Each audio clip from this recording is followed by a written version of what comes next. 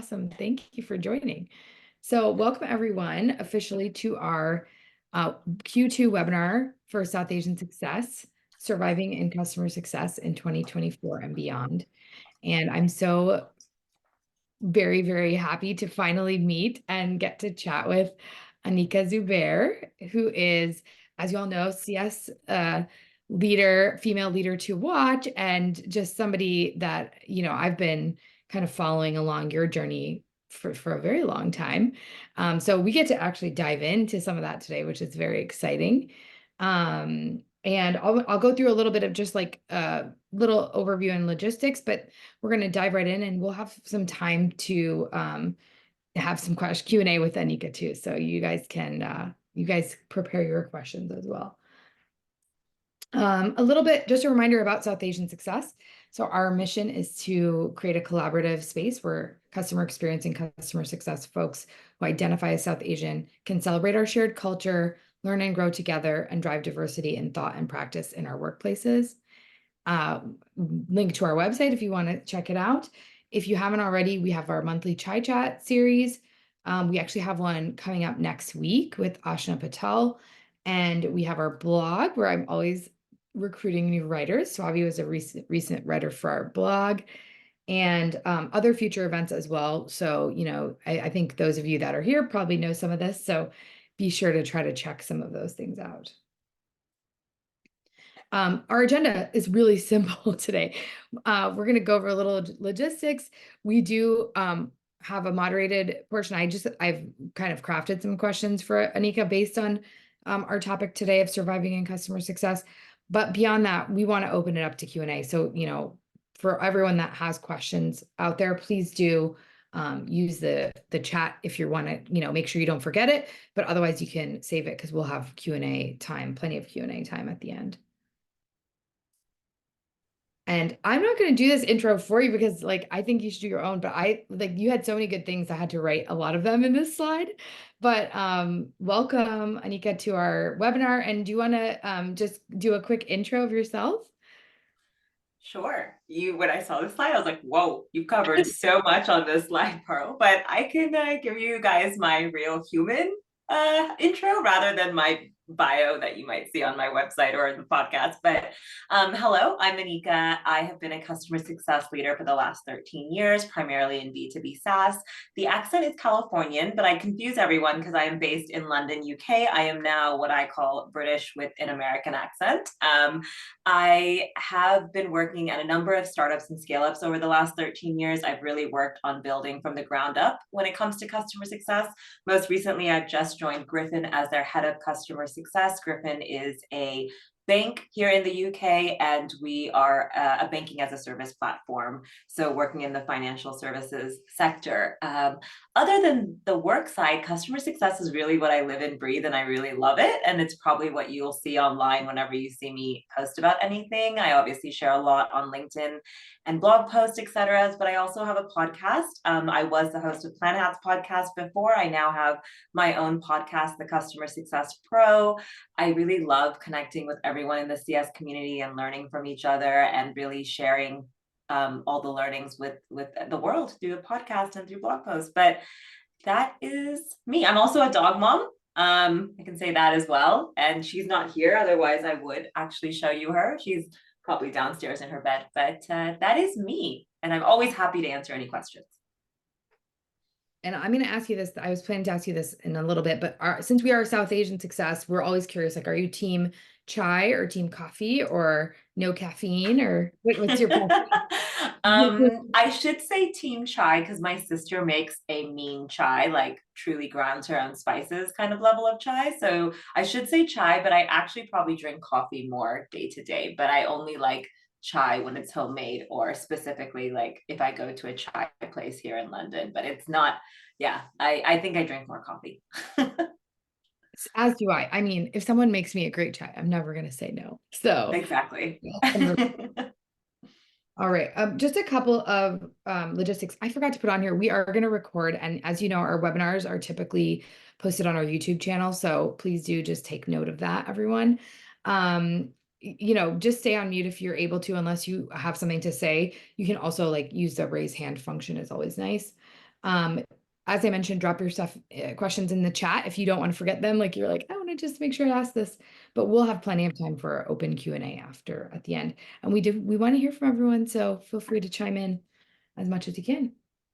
Okay, we're not going to be on slides, so I'm actually going to unshare my screen here. We're going to actually just be having a conversation today. So, okay, let's jump into some of my questions here that we had pre-planned.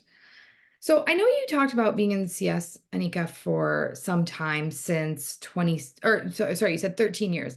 What brought you to CS? What was the career before that, and how did you sort of find CS? I found CS mostly, I'd say it found me. I was actually in as an SDR in my first role. So I was in like a sales tech role. And then at the company I was at, they had account management. They didn't have customer success. So I moved into an account management role rather than being a BDR, SDR. And when I moved companies, I was actually interviewing for an AE role. So I was very much in a sales focused role. And when I was interviewing at that company called Vend, they were like, hey, you have all the like personalities, skills, and like things that you're doing are more focused towards what we want to call customer success and what we were naming customer success. Would you want to interview for a customer success manager role? And I was like, what the heck is customer success? And is it going at the time I'm like, is it the same level of role as what I'm interviewing for an AE role? Because I didn't want to go into like an SDR BDR role again.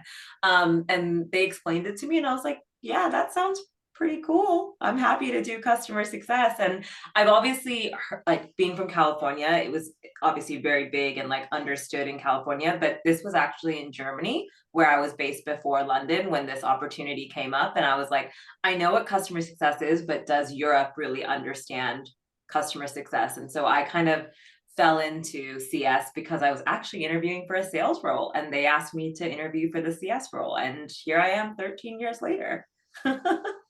That's so cool. I mean, I feel like that's really early too for landing or for somebody pulling for a CS or asking for a CS. Yeah. We even had Kind a of chief customer officer at that organization. And I like my understanding of CS has been like from that early stage and from a company that truly had a proper CS function. But yeah, I was really nervous in the early days of like, is this really what is CS? Like, how did I explain customer success to my parents? Like it was strange because they understood it, but I wasn't sure if the world understood it yet. Yeah, I mean, that's incredible. I love to hear that and that you were able to find a passion in this area. I mean, as many of us here are this in the same boat, right? We probably came from somewhere. Great to hear that story. So your career has had a lot of breadth, right? And I think you know a thing or two about survival, right? As many do. Why do you think this is an important topic today? What are you seeing out there in the market in the climate that this is worth addressing? Yeah, definitely. So a little bit more background. As I already kind of mentioned, I've been at startups and scale ups most of my career, and most of them have been VC backed or venture capital backed businesses. And I've had a few private equity or smaller bootstrap businesses that I've been a part of, but I think the economic climate that we're seeing right now in the venture capital world is that everyone's really very mindful of the macroeconomics of the world and everyone's very aware of, hey, we have costs to be savings or we have value to make sure we're proving.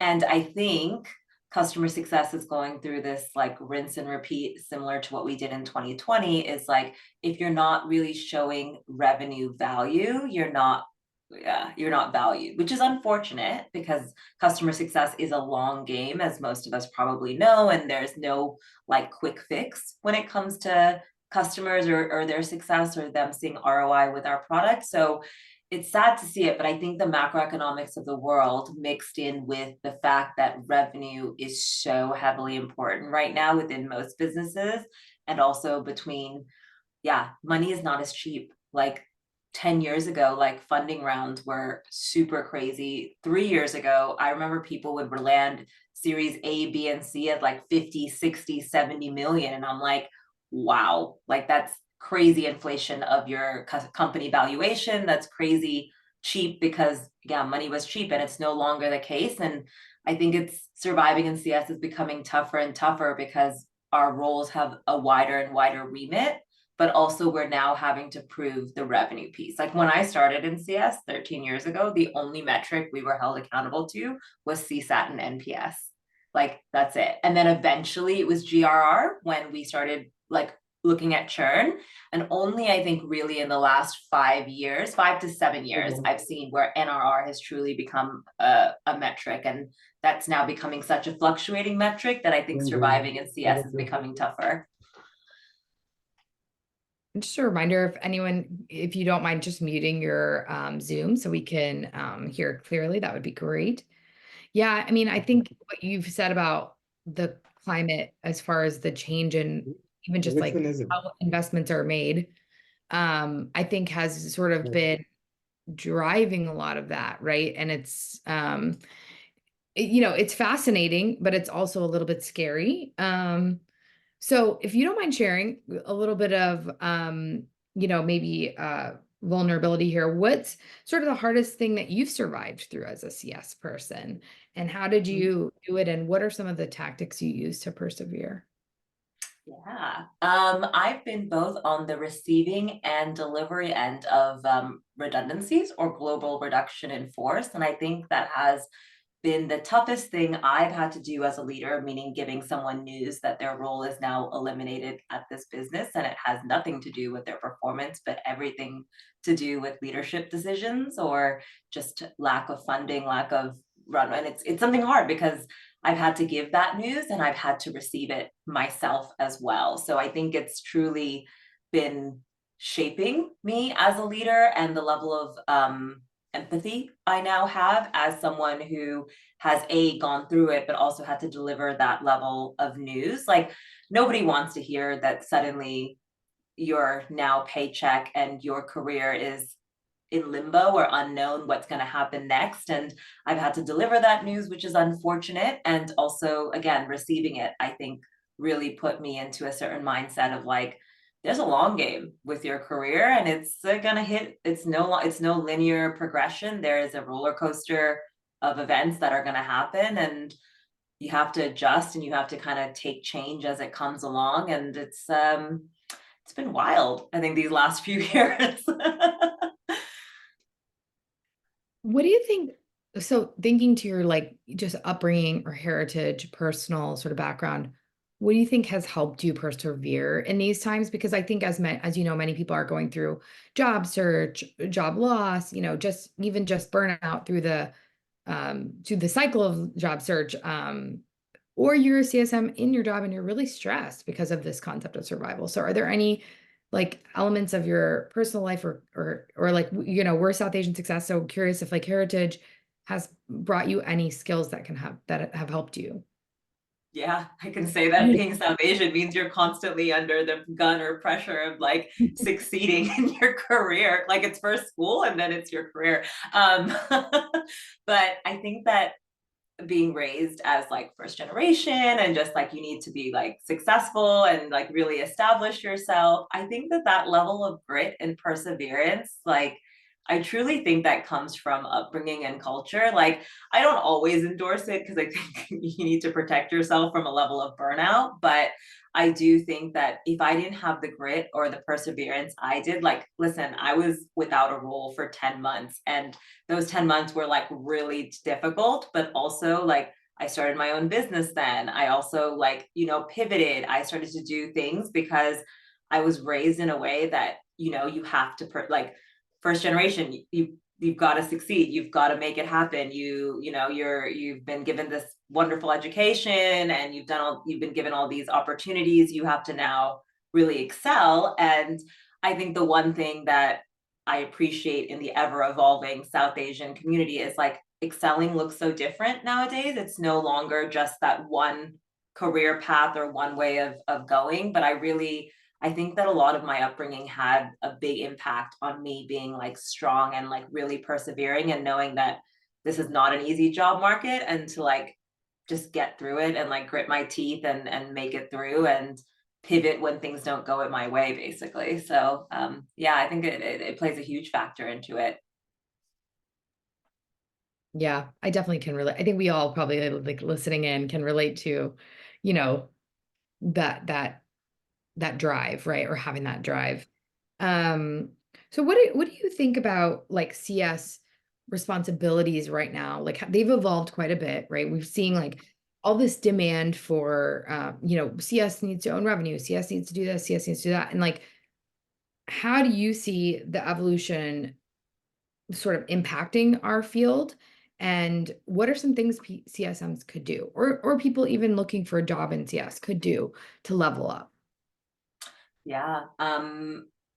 I teach a cohort on this and I'm really passionate about this. And this might be because I come from a sales background. So, and I like to think of things like in a business model, if you think about it. And for those of you that have either reported to boards or in the C suite or something like that, a business cares about making money. Like, end of the day, like money talks. And I think a lot of us in CS get really, really focused on like providing value and making customers happy and making sure that they're successful. But at the end of the day, your customers want to make money for their business, hopefully through your product, and your business leaders want to become more revenue rich, essentially. Like they want to see the revenue increase. So I think the one thing I can give to CSMs as a tip is like really understand your revenue metrics and how that connects back to value both for your customers, but also value towards the company or business that you sit in. I do think sometimes CS forgets to be financially literate in the way that we communicate our metrics and our importance and the value we drive and deliver, because we tend to be, and it's where CS started from. We started from, like I said, I had CSAT and NPS as my first metrics as a CSM. There was nothing to do with churn or upsell or even like ROI realized or value realization for customers. That's only come in the last really 5 years. And so my biggest tip is that like companies really care about the bottom line, and you're either a part of the profit line or the loss line. And it's really, really important to be like very, very clear where you sit, which is the profit line, but how do you communicate that appropriately as well? Wow, yeah, what you just said is like making me just think back to like so many CS people started their career going like try to make customers happy, be their best Mm, friend, be this yeah, like relation. And like really that's such, first of all, that, that doesn't really work long term. And then happiness is only a measure of, a point in time. But the beyond that, like there was not a focus on the bottom line. So really like I love that, like becoming financially literate, really taking on, I think I saw your course rev up yours, yeah, rev up. CSM rev up, yeah. Like I'm even like other folks like Jay Nathan is doing a financial Yeah, literacy. he is, yeah, yeah, yeah.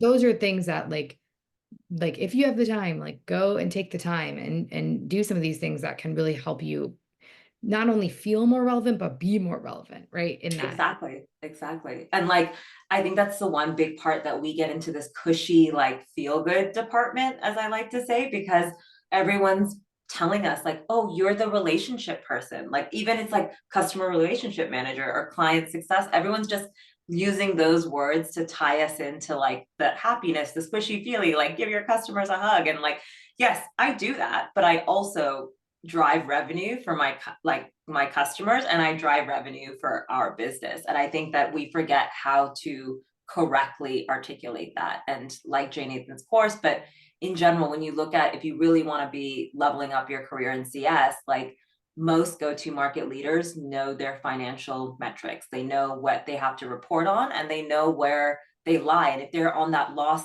line when it comes to your CFO, it's the first to get cut. And in looking back into when I had to do cuts and when I was cut, I'm like, wow, it's so obvious that we were part of a lot, like we were part of like a cost to the business rather than seen as a revenue generator. Yeah, like a cost center versus a profit center. That's why Exactly. I refer to you. They're like, oh, basically your overhead. You're like, part of, You're a nice to have and you're not a must have. yeah. Okay, so we talked a little bit about resources. Any other resources that you like that you kind of follow along with that you would recommend to folks? I'm a podcast listener because I have a podcast, but it's because I'm always on the, like, truly, like when I go to the gym, I'm like, it's in my ears. Like when I'm walking the dog, it's in my ears. And I appreciate everyone consumes content in different ways, but for me, that's just the easiest. So there's so many podcasts out there that I absolutely adore. And I listen to, like, some of the new ones that I really love is like Rachel Provan's Psychology of Customer Success, because it really gets into like how we work, like our minds, which is just, to me, is wild because it's things we do, but I've never thought about it that way. I really love Christie's new podcast as well, which is like into the C-suite and how everyone can have a different journey to that C-suite as well. There's so many out there, but in general, I love podcasts. That's like my easiest way to consume content. I fully agree. And I also have been listening to some of those. So I agree with those are some great recs. And if anyone else has recs that you like, drop them in the chat that we can share with the Oh, group. Daphne's. I'm sorry, I'm just thinking of newsletters now. Daphne's newsletter, This is Growth, every week. She is so on the ball with that. If anyone's looking for a job, Carly Agar has amazing tips every week. I'm just thinking there's so many that I'm probably forgetting, and I'm so sorry, but like there's also the CS Weekly news. No, it's not weekly. Ashna is one of the CS Insider. There we go. That's another newsletter that has that one. I think it's absolutely amazing because they basically do a roundup of all content across LinkedIn, blog posts, podcast. I love it because it's like my hub of what did I miss in the last 2 weeks on LinkedIn, and then I can go and look at things that way. Yeah, and I put you on the spot. So for everyone listening, if we didn't call you out, I put I know, Anika. I'm sorry. Oh, That sorry. was, I didn't know that I question was love all coming. the content. I know we're not making numbers. But no, it's nice to hear. I think it's always, I love recommendation. I'm always asking people like, what book did you read? You know, I don't want to read, I want to know what people read. So I read what they read. Um, okay, so we'll just kind of make this my last question for you, and then we're going to shift over to the group and see if people have questions. Um, so, you know, is survival in CS just about keeping your job, or is it about more than that? What do you think, sort of, even in your job today? Like, what does it mean to survive in CS?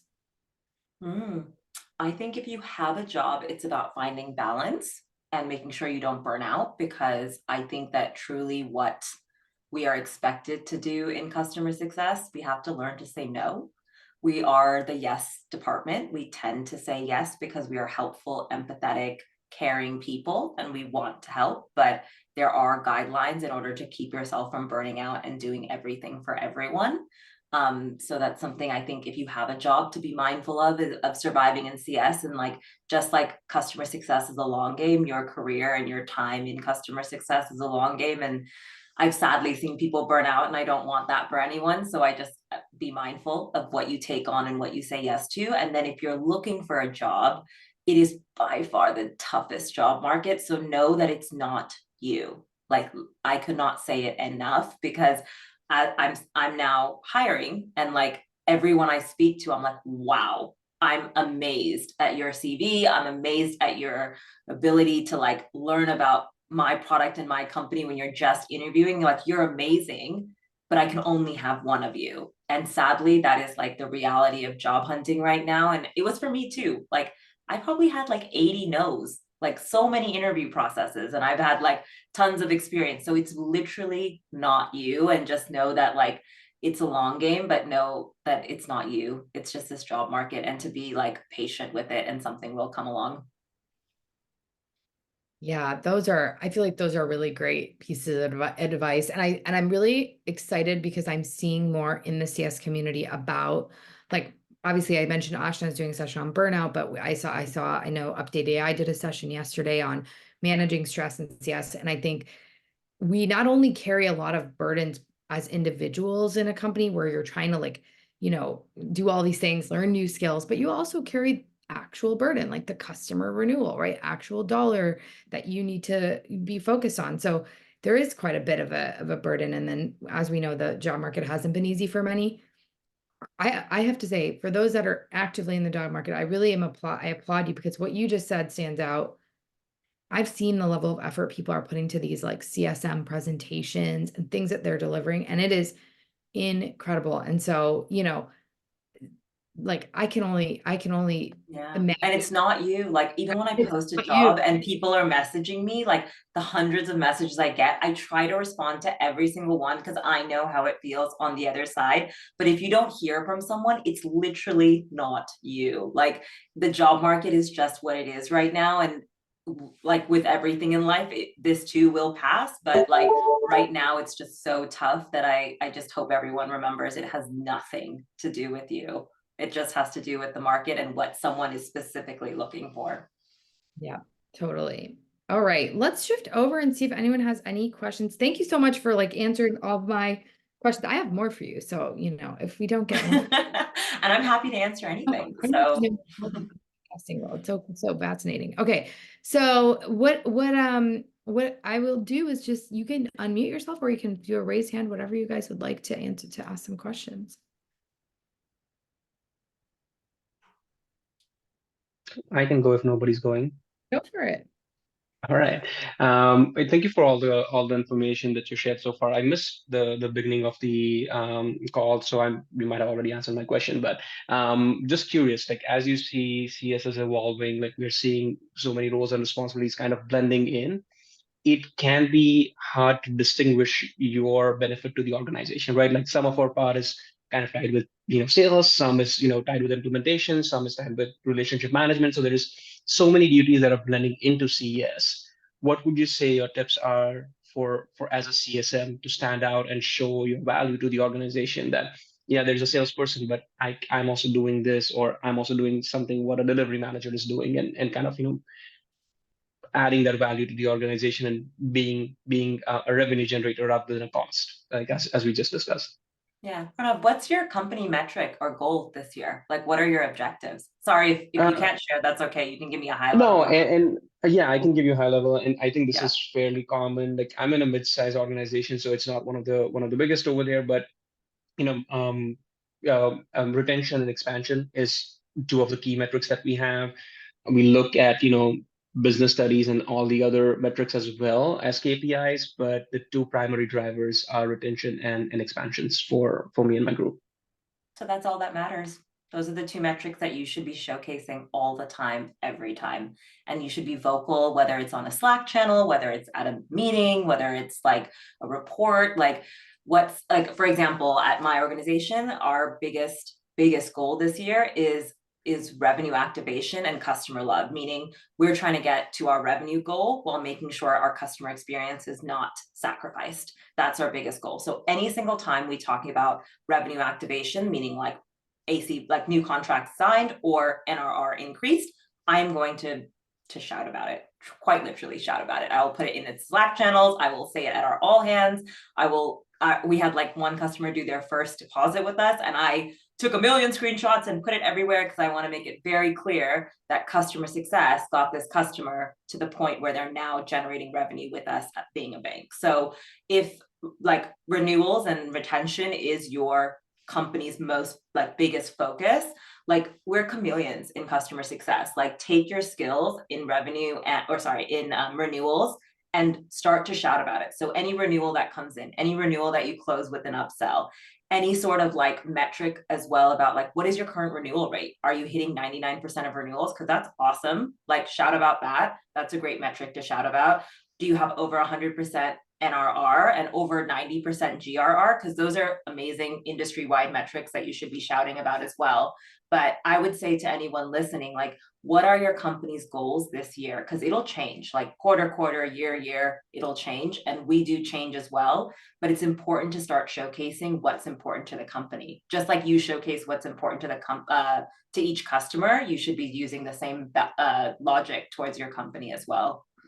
Yeah, no, that's great advice. It's difficult with the market it is, as you just mentioned, like metrics change every year within the organization as well. This year it's retention, next year it might be something else. It So it's might good be, advice but to yeah. right. It's good advice to market yourself as well and tout about every accomplishment that you're seeing over there. So thank you. It should, yeah. And don't make it an or, you can do an and. Like you can do NRR, for example, as well as your renewal rate metric. Like we have 110% NRR, but also we've done 98% renewal, which means that like, our churn is like much less than any other year. Like you can connect a lot of these business metrics together. It's not a, oh, I should only show my renewal metric.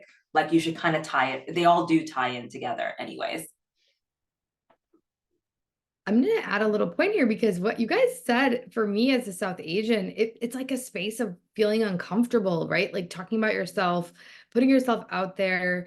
It's just maybe not something that you're used to doing. And I 100% agree with you, Anika. This is the way forward. Like other people in your organization are going to do that. They are going to say, hey, I have done this and I am shining. And that delivery manager might say, hey, I led to this, but you're going to say like, nope, our team secured the renewal, right? And so I think we have to get out of our comfort zone, as sometimes that's just South Asians too. Yeah, and I think, yeah, you're so right. You're so right. And I will say it's probably, I know there's lots of men on this call, but it's equally doubly difficult as a woman to shout about your accomplishments in probably a male-dominated company as well. So I think that don't be shy of speaking up. And this comes from me being, again, sales, where sales are like, you need to hit your metric or you're out kind of business.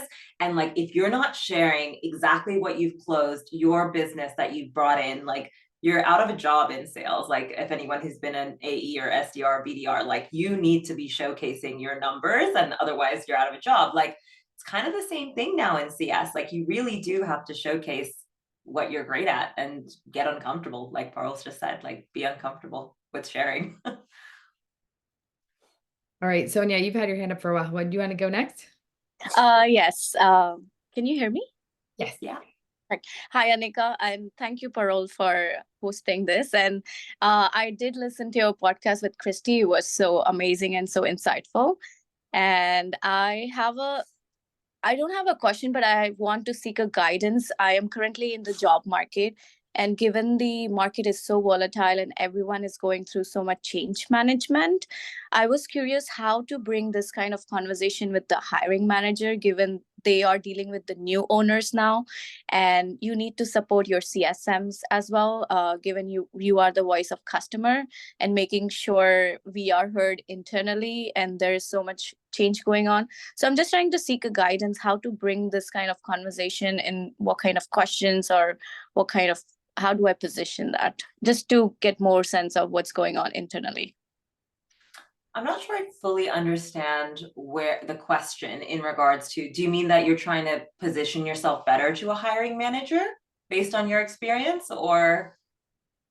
I'm trying to understand the internal relationships, how they have with the new owners, because Oh, okay.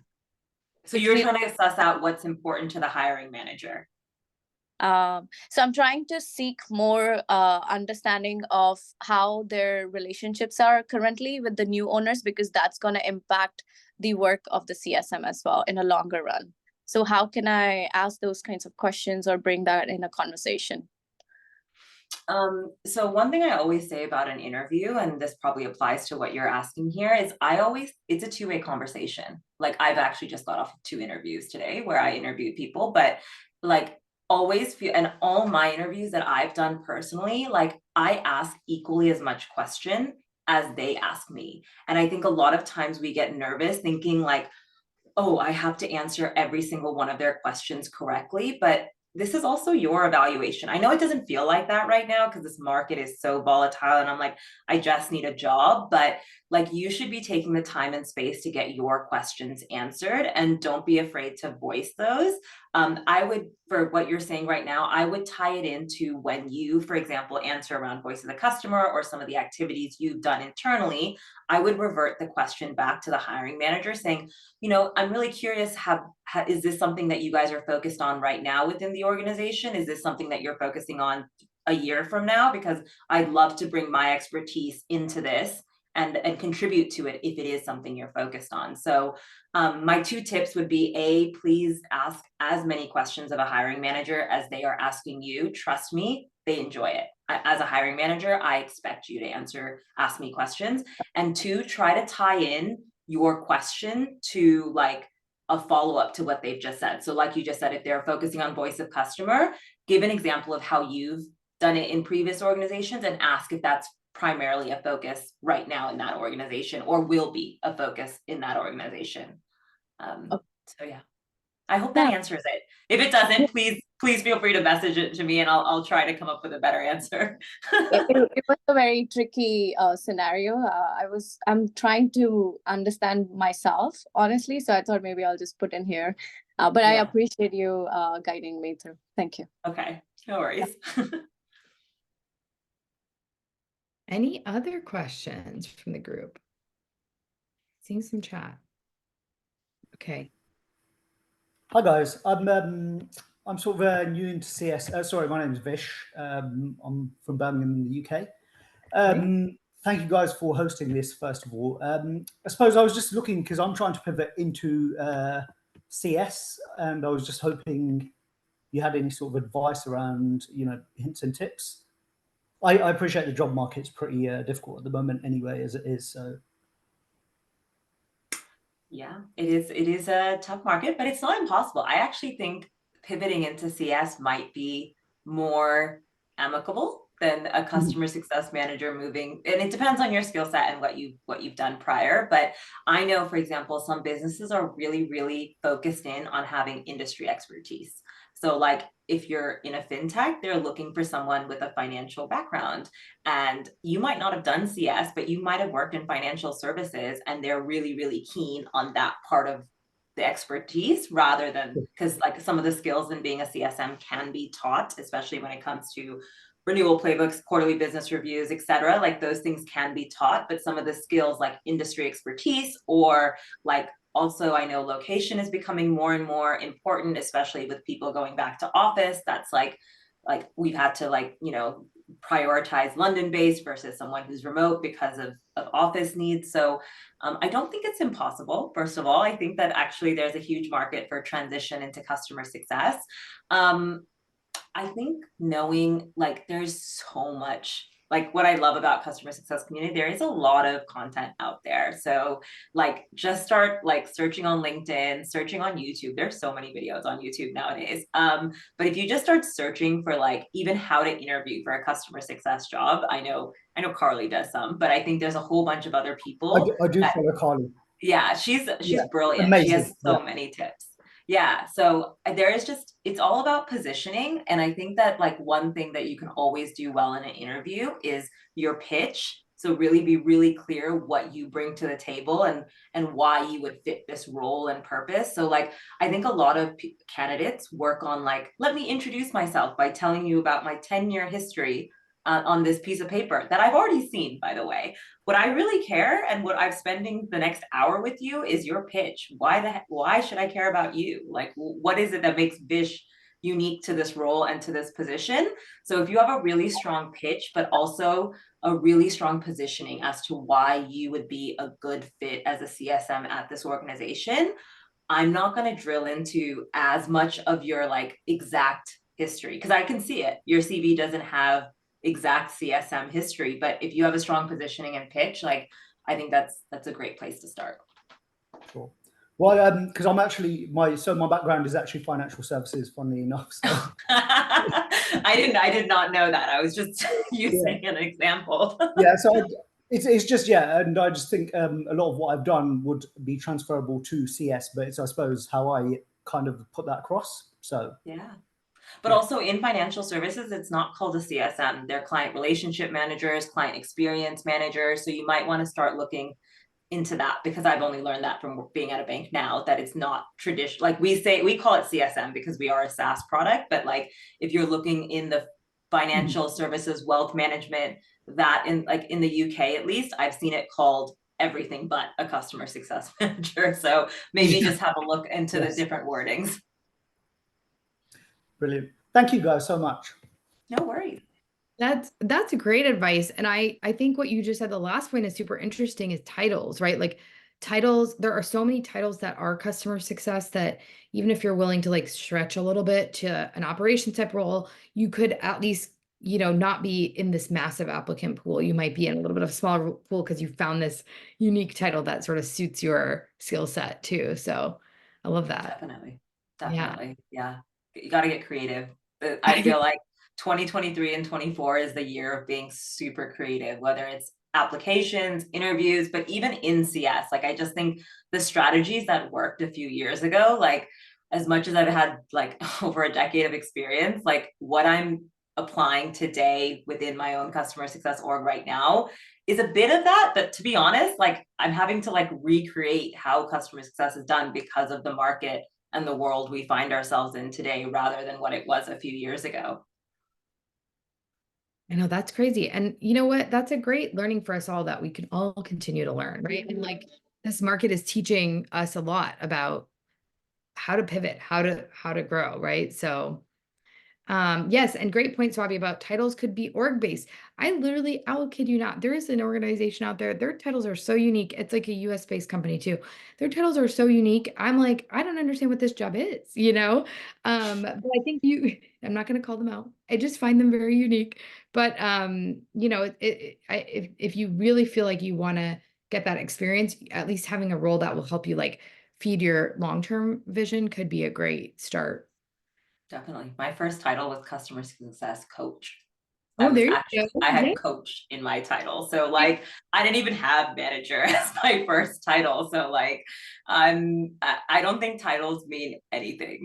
I think as long as the description and what you're trying to achieve and what it fits into your, like you just said, Paro, like if it fits into your long-term vision, like then go for it. But it like titles mean nothing these days because like you can be head of customer success of nothing.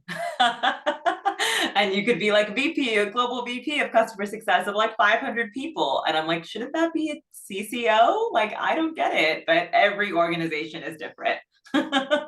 It's very non-standard in CS. And I mean, I think I have thoughts on this. We can get into this in another webinar, but I feel like we could use a little more standardization in CS, just a little I bit. totally agree. I totally agree. Because even like, but I think someone, I don't know if it was Pranav or someone else said like implementation, like you can have implementation managers, onboarding managers, you can have like project managers that fall into customer success because they're like looking after the first initial launch of the project. And I'm just like, whoa, where did we get so complicated with all our naming? Like why did we went from like everything being a CSM to now like changing the name to Gainsight does customer outcomes managers. That's their names for CSM. Like even Gainsight has different titles for their Yeah, I understand why. But yeah, even them, that's kind of that's a stretch, that's right? and like I'm pretty sure Plan Hat is going to start calling their CSMs like business analysts. I think that's what they're going to start like moving them towards like because they're like consultants essentially for all these businesses and they want to change it to something else. Like don't quote me on this. I've just heard this through the grapevine, but like people change naming, people decide to name things what makes sense in their organization and it doesn't reflect anything. And you're right. And I think I mean, not to harp on titles for too long, but like I had a conversation with somebody recently and we were talking about a scale up CS role. And I think Asha was on here, but I think she had to go. But we were talking about scale CS and it's somebody I'm mentoring, right? And she says, I don't think I want this scale CS role. It doesn't feel senior enough. And I'm like, what? I'm like, that's not senior, you know, just because in some organizations a CSM1 might be the scale type of a role in actuality, I think it's a great leadership skill, right? So I was trying to like say to her, like organization by organization, the value is very different and you could have a huge piece of revenue depending on how. No, but it's crazy. Like I was a VP of customer success twice before this role. I'm now a head of customer success. I haven't been a head of customer success for 8 years. And I took it on because I'm like, it is a smaller organization that does not need a VP title, but I actually hold more responsibility and more revenue than I did when I was a VP. And so like every organization is so different. And earlier on my career, I was too also like harping in on like, oh, I need to be CSM and then team lead and then head up and then director. And I was like climbing this like CS ladder. And I'm like, now it's just, it makes no sense because where I am right now is like 10 years ahead because I have spent that time, but the title hasn't changed, but like also my responsibilities have. So true. So true. That's great. Anybody else have questions? Because I don't want to take over all of the conversation here. Anybody else have a question for guests? Nobody wants to ask about the podcast. I got to ask about that. I got nice comments about the podcast. I love it. Thank you so much for like listening, because as someone who just records with one other person and just puts it out to the online world, I have no idea if anyone likes it or doesn't like it. Like, yeah, okay, I see the download numbers, but I'm like, also people could just hate it and just be listening to just, I don't know, but I absolutely love hearing real life. You listen to it and you see value, because that just warms my heart. Yeah. And I just want to know, like, how did you get into it? Like, as a unique, CS and CS folks now, I feel like everybody wants to do more at building personal brands. And I think you've done it like a really excellent job of doing that. And what made you kind of go, hey, podcast, I want to do this? Or was it just like, try it and see what sticks kind of thing? I think, Farrell, you're just like in this call, you're highlighting all my happy accidents. Like, how did I get into CS? And then how did I build a personal brand? It's also a happy accident. I didn't go like with the intention of doing it, but yeah, what happened was I was actually Plan Hat's customer, like beta customer. Like, this is when Plan Hat was four people, like four gentlemen out of Stockholm that were building this platform. And I was like, I think customer 3 or 4 of theirs. And they basically, their CCO now was my CSM, and he was like, Anika, we have this podcast that's run by our marketing team. Would you want to do it? And I thought he was asking me to be on the podcast. And I was like, yeah, sure. I love talking CS. Like, let's do this. And then he's like, no, we would love you to host it. And I was like, what? I was like, that's so strange. Why would you want me to host your podcast? I don't work there. Like, I have no affiliation to Plan Hat. Like, I don't get it. And so he's like, no, you have a great podcast voice. And that was the weirdest compliment to me ever. I hate the sound of my voice, but clearly everyone likes it, or at least wants to listen to my podcast. And yeah, it started for me just hosting their podcast. And then they decided to move it in-house recently, and that's fine. I always knew there was going to be a timeline to it, because I don't work at Plan Hat. But after 4 years of hosting, it's kind of like, hey, it's a big part of my identity and I really enjoy doing it. And as a personal reason, I get to pick people that I really admire to ask them all the questions I want to ask. And I think that's a huge learning opportunity for me, but I really appreciate that the community wants to hear it as well. So that's what kept me going with the podcast over this year, and made me pivot into my own podcast as well. So yeah. And the personal brand piece, again, accidental. I only, when I started the podcast, I started to share it on LinkedIn, and then like people like actually cared what I had to say online. And so I was like, let me say a few more things. And mostly it was me to just share what the heck I was doing, because there wasn't, like, everyone in CS now, I absolutely love that there's playbooks shared. There's like outlines of QBRs or success plans, because before none of that existed. And like when I moved to London, there was no CS network, and like we made a network here as well. And so like a lot of this was just me trying to learn and advance myself, and then continue to share it with the community as I learn. So happy accidents are basically my career. With some skill. I think also you do have a great podcast voice, but to be honest, you were doing something so fresh, because when I was like launching my CS team, I don't think I knew what I was doing. I was reading whatever books there were. Like you said, there was no resource. And I think that having yours was one of the first podcasts that were out there that when I remember I just like searched, right? And so yeah, it definitely had a high impact. I think many of us can agree to that. So yeah, I love and it though. I really enjoy it. And I think that it's been around for a while, like me podcasting. Obviously, I'm not on Plan Hats anymore, but I've seen a lot. Like, another thing with personal brand is I think I've been consistent. Like, I always post a podcast every month, like for 4 years now, going on 5. And like, I always post a few times a week on LinkedIn. Like, I tend to just be consistent. And I think that that's just one thing in life that has taught me, like, consistency pays off, because even in my first few years, I wasn't recognized for anything. I was just sharing with a community. And only I think in the last 2 or 3 years that it's like really like picked up, and like it's a domino effect as more and more people hear about what you're doing and what you're sharing. But yeah. I think consistency is a really great like social media tactic. So for those people out there that are working on building their brands, that is something that I've heard over and over. So Yeah. okay, we're almost at the end. If there's any last questions, we do have a little bit of time left. Otherwise, we will switch over. No last questions. Okay. I can go one more if Go for it. Yeah. time Yeah, We I got was just waiting if anybody else wanted to jump in. So I know we talked about the present and everything. What do you see the next few years in CS as we are trying to, look and survive and even thrive in CS? Like, what do you see the near future as it's ever evolving for CS and the department itself?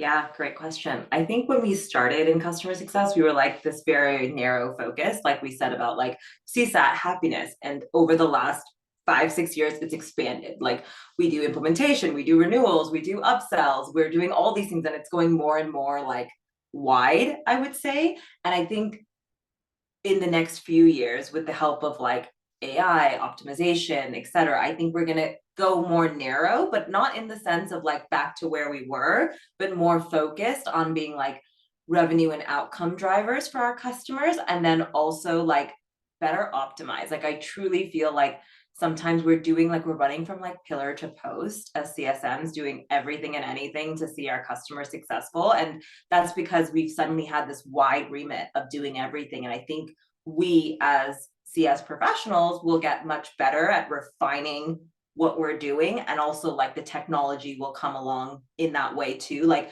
we went from only having CRMs, like my first role was using like only HubSpot and then Salesforce, and then all these tools like came out. I remember we only had to Tango and Gainsight in the early part of my career, and now there's all these CS tools. But I think now, because the market is so saturated and we have so much responsibility, it'll become much more focused in the way like, okay, you're driving revenue or you're driving outcomes, and that's what you're doing, and that's it. And like you will now have the right tools in place to make sure you're able to execute on those goals as well. So I do think AI plays into that. I think just the world and the economics of the world, like we have to really focus in on value and revenue, and that's going to be a big unlocker for the next few years. That's great. Thank you. No worries. Oh, Farley, you're on mute. That was a question to end on. That's what I was saying. Well, thank you everyone for joining us today. And thank you, Anika, for this, I mean, really awesome and very insightful session. I learned so much, and I think I love your perspective, because I feel like, there's a lot of challenges in either whether you have a CS job or whether you're looking for one right now. There's a lot of challenges, but the key is, constantly like, persevering, and that is a skill set that will take you far. And doing what you need to for your mental health, and taking breaks and things like that. So I think this was awesome, and I hope everyone here agrees with me. I'm just going to take a moment and share some of our next upcoming events for everyone to note. But thanks, everyone. Thank you again, Anika. Thank you. I had so much fun. Thank you so much for your attention, all your questions. This was awesome. I really love these more intimate calls, because usually it's just talking about something and that's no fun. Or usually I'm just recording a podcast. This is so much more fun. So thanks for having me. Yes, we loved it. And we'll be happy to have you back in the future, because I think there are more questions probably back there that people are going to think about. Let me share my screen really quickly just for everyone. And thanks everyone for joining again. Be sure to check out our upcoming events. Our May Chai Chat, not next week. I think I said next week, early in the call, just about 2 weeks out. And our June Chai Chat, which is going to be hosted by, our May Chai Chat is Ashna Patel. Our June Chai Chat is hosted by Joyo Shukla out of Australia. So we'll have some more CS names and faces to meet. So please do join us. And thanks, everyone. I hope you have a great rest of your day, whatever time of day it is. Take care. Thanks all. Bye. Bye.